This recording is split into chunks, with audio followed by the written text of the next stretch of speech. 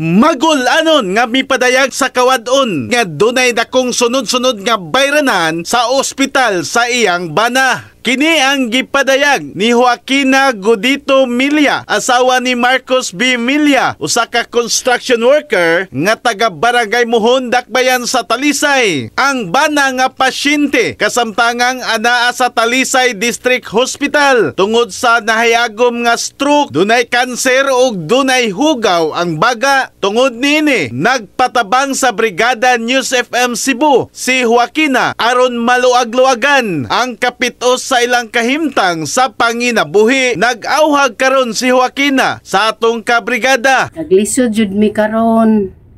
Lisod jud kayo, mangayo kog tabang para sa akong bana. Na stroke na siya. Admit ni hapit na mi mo duha ka buwan ospital.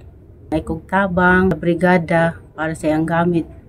Kay papaliton mamig doktor para inig-uli sa mua. Pasalamatan sab niya ang brigada personnel nga mi-abi-abi kaniya. Dagan salamat sa mga staff sa brigada nga ila jud kong gi-entertain diri pag-ari nako diri. Dagan kayong salamat sa ilang pag-entertain ako.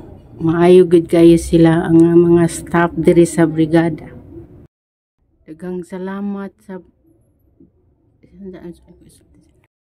balik. Dagang salamat sa mga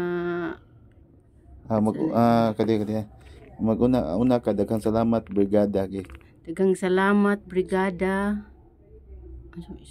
In the heart of changing lives, ako si Brigada Alan Tangkawan sa 90.7 Brigada News FM Cebu, the Music and News Authority. Tanan to tang dili siguro por ito kinamay